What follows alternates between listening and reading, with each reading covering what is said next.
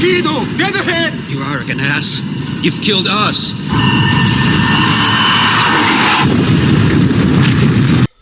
You know, it blows my mind. It really does. I don't know what the fans had to do over the years to get it through their heads that the course they were on, it was kind of like a missile heading right at you. And boom, if it's not blowing up in their face. Starfleet Academy Nielsen ratings raise red flags as new Trek series fails to chart for the second week in a row. What else can I say about this? Do you know what a Hassa is, Frank? That's a pig that don't fly straight. Neither do you, Frank. That is how I feel about what's happened to Star Trek. The creators over there, they don't fly straight anymore. They've thrown all this money and they do not care about the authenticity, the quality, and the history of Star Trek. If this was not true, then we would not be talking about this. The latest Starfleet Academy Nielsen ratings are painting an uncomfortable picture for Paramount Plus. The newest entry in the long-running Star Trek franchise has now failed to appear in the Nielsen Top 10 streaming originals for a second week in a row. That's not bad. That's flat out embarrassing for something as historically beautiful in science fiction as Star Trek was. This should not be happening. The only reason that this happens is because we don't care anymore as showrunners of this great legacy.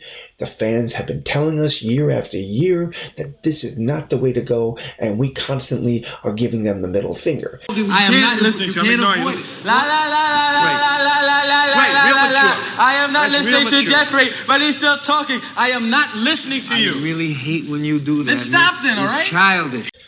All right, so here we go again. This time, the second week in a row, the Nielsen ratings are not showing Starfleet Academy. This is a devastating piece of information because it should be sending a clear message to the board of directors at Paramount.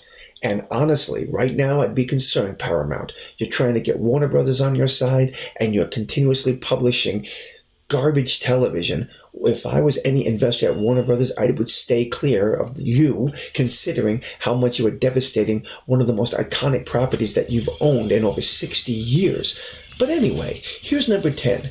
The Upshars, the Bridgerton, Veronica Mars, 11:22:63, Fallout, The Traitors, The Pit, His and Hers, Landman, which is absolutely a brilliant show. I love it.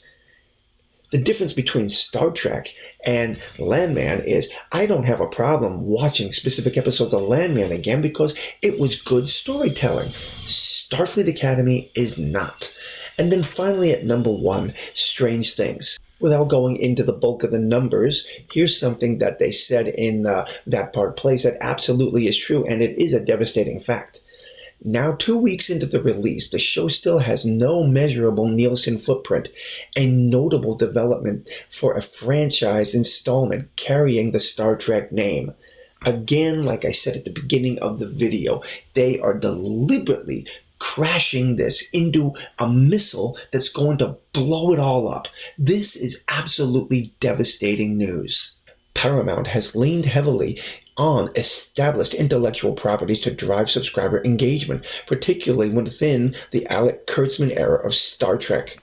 But in recent years, not every Star Trek project has generated the same level of sustainable audience movement than earlier franchises have once enjoyed.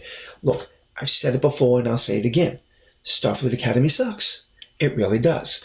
Compared to Strange New Worlds is a masterpiece compared to Starfleet Academy. So that's going to get some better engagement when it starts premiering its 4th season in a couple of months. But this is just flat out embarrassing. I would not be at all surprised if, like a couple of other franchises out there, they would remove it from the site and not even show it at all anywhere else. Lock it in a vault and bury it. I've said it before and I'll say it again. Landman is an excellent piece of storytelling that deserves a lot of attention, and I already heard that they've greenlit a third season. Meanwhile, Starfleet Academy, which has not gotten any fan support whatsoever, they gave a second season before it even aired. The fact that Starfleet Academy has not landed in the top 10 on the Nielsen's is a devastating blow, and it really should be the final nail in the coffin for this train wreck of a series. Anyway, I would love to hear your thoughts and comments on this, so please drop them below and let me know. Until the next time, my friends, God bless.